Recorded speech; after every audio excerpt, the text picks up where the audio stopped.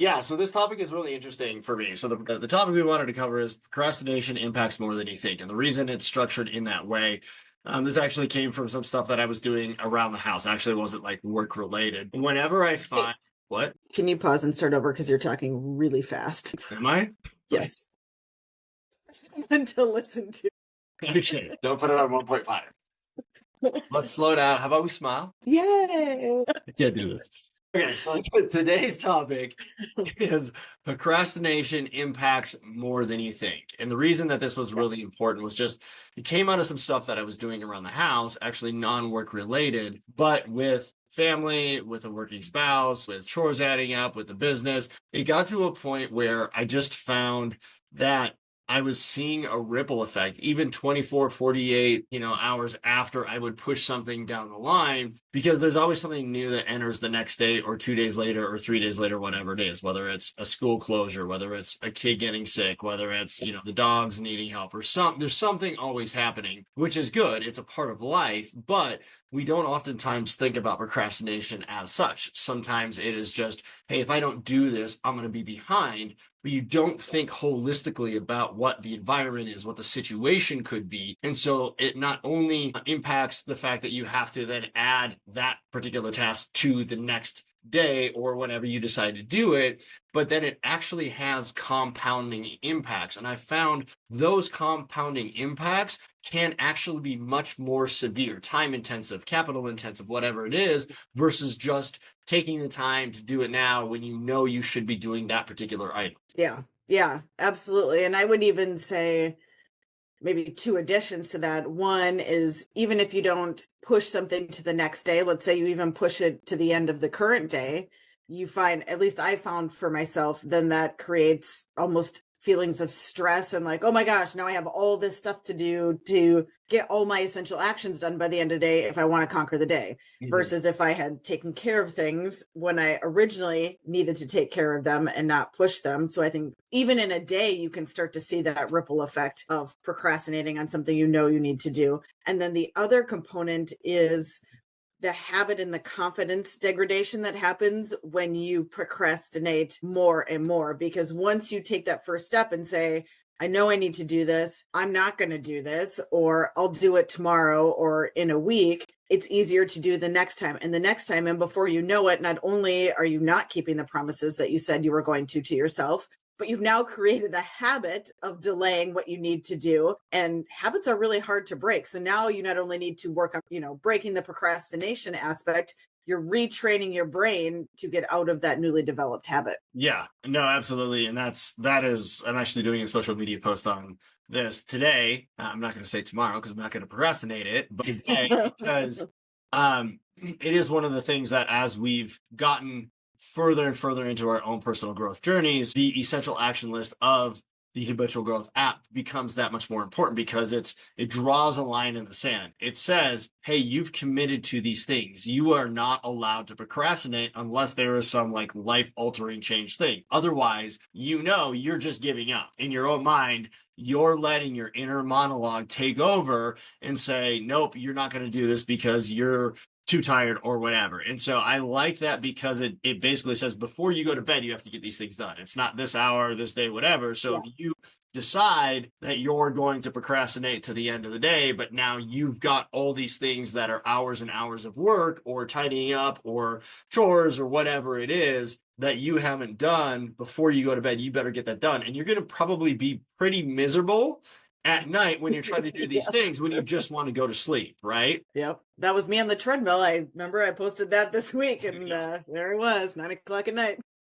And I think the other thing that really stands out to me, and this isn't talked about a lot, but it impacts me quite a bit. I don't know if this impacts you the same way, but it's oftentimes the mind share of something that has the biggest impact. So meaning if I'm, as an example, like there's the trash needs to get taken out or the dishes have to get done, if I'm going into the kitchen and I have to look at that all the time, it's always running in the back of my mind. If I have to call somebody and I haven't done it and I'm just like, all right, I need to call this, it just takes up so much additional mind share versus freeing yourself of that to focus your time and your energy on something that's much more valuable. And so, that mind share piece that oftentimes I think isn't referenced enough, to me is probably the biggest indicator of, hey, you're procrastinating something, you know you need to get it done. Yeah, absolutely. I have a couple thoughts on that. One, I think you're absolutely correct. And I would say I'm a living, breathing example of that when it comes to the SEO video and now my Let Me Tell You About You video that I've added to my essential actions list. And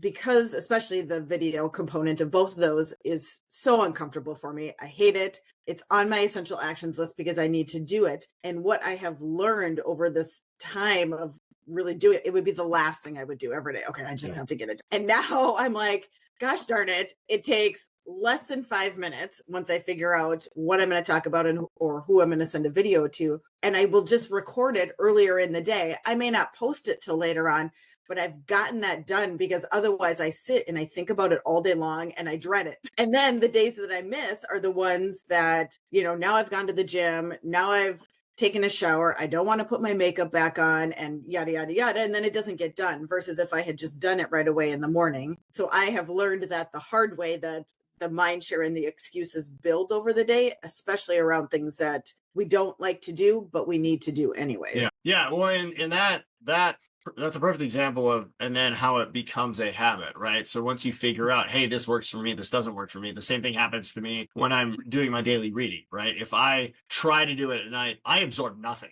Like, it's funny because I'm in bed or I'm sitting down and I'm too relaxed. And so I found if I'm going to absorb something, I don't just want to do the action. If I'm going to do the reading, I want to be able to recall the information. I want to have an understanding, right? And so that's a standard that I hold myself to. I didn't actually used to be like that, to be like, okay, I just have to get through my pages. Now it is, hey, I actually want to learn. I want to take the time. So now I've learned I have to do that in the morning or I have to do it in the afternoon. I can't wait until the evening. And so as you start to learn what works for you, what doesn't work for you, you start to also understand, hey, I now know I can do this a lot faster when I'm optimized in my time frame, when I'm optimized in my energy levels. When is that going to be? And then I need to work my schedule kind of around those things. Yeah, absolutely. The other thing I want to maybe touch on, because I do think there are circumstances, and we should be honest about those, where, and they're few and far between if we're being honest with each other, but there are times when something happens and you can't follow through. So,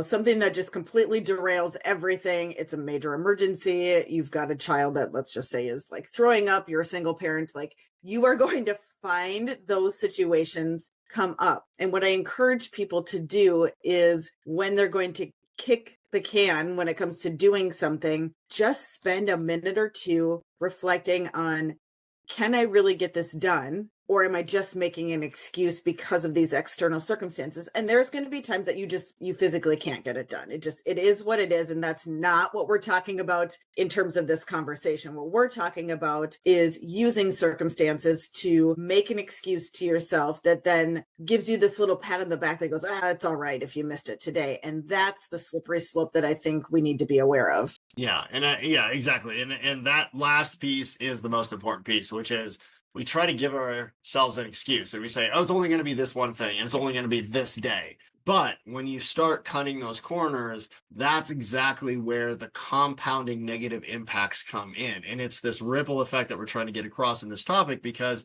it impacts so much more than you think. When you procrastinate, when you say, you give yourself a window, hey, I'm just too tired, or I can't get this done, it's raining outside, so I'm not going to go for my walk or whatever it is, that's when you start to have this narration to yourself. It's okay. It's just this one thing. It's just this one day. And the reality is it's never that.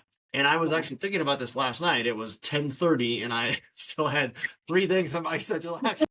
Talk about procrastination. And the good news is I was able to overcome that inner monologue and say, no, I'm going to stay up and get this done. I really didn't want to. I just wanted to go to bed. And at the end of the day, like, that has been a habit that I've been able to get myself into, which is not, hey, we're going to get through this all. It's, hey, I still have stuff to do. I'm going to start. Because when I start in that procrastination mode, usually the rest of the procrastination goes away, right?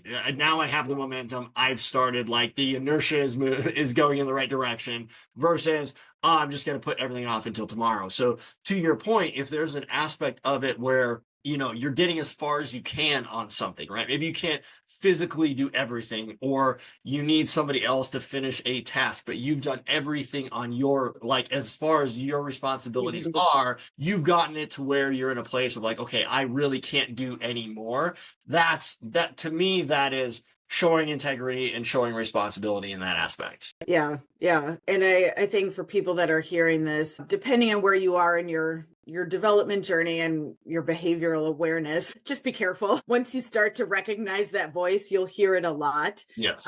And become keenly aware of actually how often it plays into things you do. And last night I had a long workout at the end of a day because I had a sick kid and made it to the gym, and that wasn't even that was just, it was going to happen. But where I heard the voice was at the end of the workout because I had 100 weighted wall balls to do, and it was like, I've been here for an hour and 20 minutes, maybe 50 is okay. And it really, and now I'm at the point in a lot of times where I just get pissed off. And it's like, no, we're going to do the whole thing. But I say that it's funny and it's a silly example, but the more that you're aware of the voice, the more that you see where it creeps in, and the more power you realize that you have to control it and to shut it down, and to really differentiate between what the voice is telling you, what's within your control, and what commitments you're going to follow through on. And I love that you said just start, because I would argue that that's probably 85% of getting rid of procrastination is to take action to just start. Yeah. Well, I almost said 100% under 85%. So I agree with you 100% that it's You at can't least be right all the 85%. time. Yeah, the just starting piece is massive. So I think this was great. I mean, you provided some awesome examples. I saw the workout that you posted, so you're motivating me to do a little bit more. But that's great. The just starting. Always keep in mind your inner voice is telling you something. When you can master that to always move it in the right direction is extremely important. And then just like compounded interest on money, procrastination has the same negative consequences in terms of a compounding negative interest or effect on your next hours, your next days, so that you don't lose the momentum. It's really, really important that you keep that going. So appreciate the time today. This was a great topic. Hopefully there's a lot of good value for people. Yeah, absolutely. All right. I'll see you next week. All right. Sounds good. Okay. I got to figure out how to shut this off now. I was like, don't hang up.